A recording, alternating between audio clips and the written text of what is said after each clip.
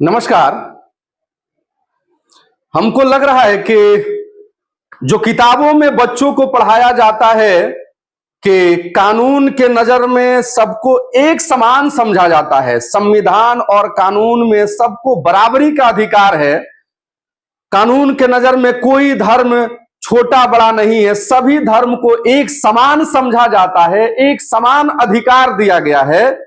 फतेहपुर यानी कि यूपी के फतेहपुर में जो मकबरे पर जिस तरह के जो आतंक देखने को मिला, उसके बाद हमको लग रहा है कि किताबों से उस पन्ने को फाड़ करके फेंक देनी चाहिए। जी हाँ, जिस पन्ने पे ये बात लिखी गई है कि कानून के नजर में सब एक समान है, चाहे कोई भी धर्म हो, चाहे कोई भी जाति हो, सबको बराबरी का अधिकार देता है हमारा संविधान, हमारा कानून, उस पन्ने को बिल्कुल फाड़ करके फेंक देनी चाहिए या बच्चों को अब नहीं पढ़ानी चाहिए। क्योंकि यूपी के फतेहपुर में जो घटना हुई है, उसके बाद कहीं ना कहीं कानून से विश्वास जो है वो खत्म होता हुआ नजर आ रहा है। जी हाँ, जब पहले से मालूम थी, खुला चुनौती दी गई बीजेपी के जिला अध्यक्ष के द्वारा कि 11 तारीख को हम मस्जिद पे, उस मकबरे पे जाकर के हमला बोलेंगे, वहां पे अपना जो कुछ भी करना होगा वो सब कुछ करेंगे, तो फिर प्रशासन कहां थी? और प्रशासन थी भी और हमला किया गया भी और प्रशासन के सामने तोड़फोड़ की गई और भगवा झंडा लहराया गया, अंदर घुसा गया, ऊपर चढ़ा गया, हर तरह से तहस नहस की गई और प्रशासन वहां पे मुस्कुराते हुए नजर आ रही है। जी हाँ, प्रशासन वहां पे हंसते हुए नजर आ रही है और कहीं कहीं प्रशासन बेबस भी नजर आ रही है, क्योंकि प्रशासन के ऊपर भी लाठियां तानते हुए दिखाई दे रहे हैं उग्रवादी।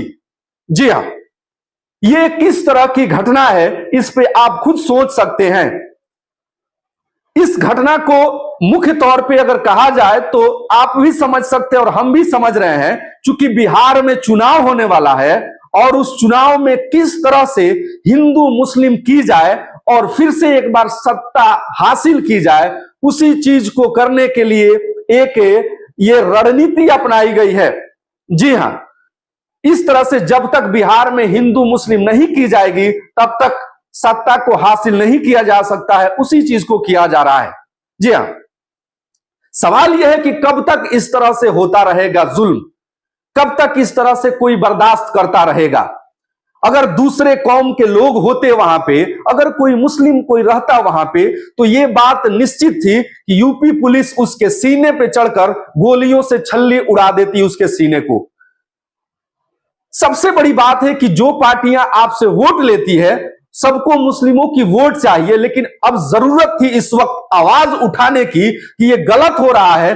कोई भी पार्टी अब तक सामने नहीं आई है गलत को गलत कहने के लिए, कोई भी पार्टी नहीं है। और आपसे वोट के लिए पार्टियां चली आती है और उसके चमचे चले आते हैं आपसे वोट मांगने के लिए कि फला पार्टी को आप वोट दीजिए, इसको दीजिए। लेकिन इस वक्त कहां है वो पार्टियां जिनको केवल मुस्लिमों की वोट चाहिए? वो पार्टी है कहां? जहां जरूरत थी गलत को गलत कहने के लिए, कहीं से कोई आवाज नहीं उठ रहा है। बड़े बड़े यूट्यूबर, बड़े बड़े पत्रकार भी छोटी सी छोटी बातों पे, जिसकी कोई जरूरत नहीं होती है, न्यूज बनाते हैं और सामने आकर के बोलते हैं।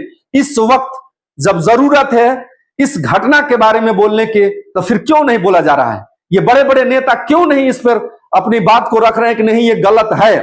अब तक सुप्रीम कोर्ट, हाई कोर्ट, किसी ने क्यों कड़ा एक्शन नहीं लिया? जब सबको मालूम है कि फला व्यक्ति ने इस तरह से दंगे भड़काया है और उसके द्वारा इस तरह से राजनीतिक जो है वो एक षड्यंत्र के द्वारा इस तरह से वहां पे घटना को अंजाम दिया गया है, तो फिर उसके खिलाफ जो है एक्शन क्यों नहीं ली जा रही है? अब तक देरी क्यों? जब नाम भी मालूम है और जो लोग कारनामे को अंजाम दिए वो भी मालूम है, तो फिर किसको खोजा जा रहा है, किसको ढूंढा जा रहा है ड्रोन के द्वारा कि पता की जाए कि कौन थे वो लोग जो इस तरह से ईंट ईंट को तोड़ करके हटा रहे हैं? खोजने की क्या जरूरत है?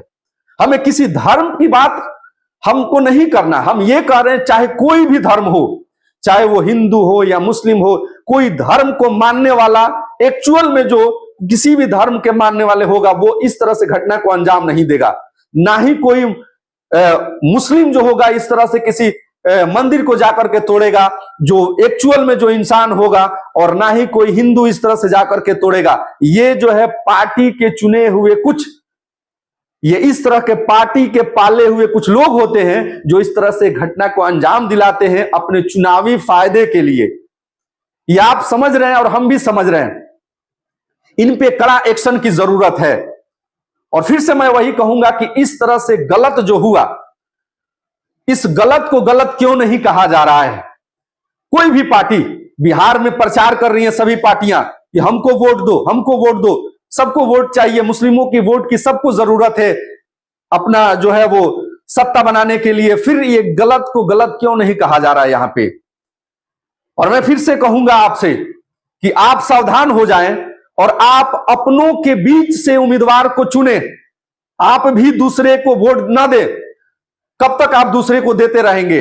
और फिर जब जरूरत होगी आपको, आपके साथ कोई नहीं दे रहा है, आपके साथ कोई खड़ा नहीं हो रहा है, तो आप क्यों दूसरे को वोट करेंगे? आप भी अपनों के बीच से किसी को चुने और उसी को जिताएं, क्योंकि जब जरूरत पड़ेगी तो वही आपके साथ देगा और वही खड़ा होगा। जब दूसरे आवाज नहीं उठा रहे हैं, जिनके लिए हम खून पसीना बहा रहे हैं, जिनको हम जिता रहे हैं, और वो हमारे लिए खड़े नहीं हो रहे हैं, तो क्यों मैं उसको वोट करूं? ये गलत जो हुआ, इस गलत को गलत क्यों नहीं कहा जा रहा है? इस तरह से यूपी पुलिस जो है वहां पे दिख रही है, किस तरह से कि पुलिस वहां पे खड़ी है और उसके सामने इस तरह से गाली दी जा रही है। गाली देते हुए तोड़ा जा रहा है, चढ़ा जा रहा है। किसी के कब्र पे चढ़ करके गाली देना और तोड़ना कहां का इंसाफ है और सही है?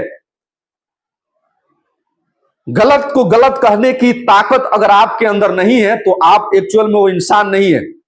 आप सही कहें, चाहे कोई भी धर्म हो। मैं फिर से एक बार कह रहा हूं, अगर कोई मुस्लिम किसी हिंदू धर्म के साथ अगर गलत कर रहा है तो वहां भी कहें कि ये गलत है, इस तरह से नहीं करनी चाहिए।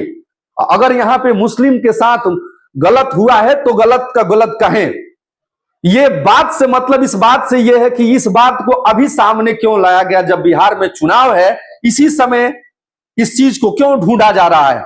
इससे साफ ये क्लियर है कि अभी जो है दंगा की जाएगी, हिंदू मुस्लिम किया जाएगा और फिर से एक बार बिहार में सत्ता कायम की जाएगी। सावधान हो जाएं आप, क्योंकि जो ये हो रहा है ये बिल्कुल गलत हो रहा है। बाकी आप खुद समझदार हैं और आप अपना प्रतिक्रिया जरूर दें कि वाकई ये जो हो रहा है, क्या आपको क्या लग रहा है, ये सही हो रहा है? कमेंट में जरूर बताएंगे। धन्यवाद।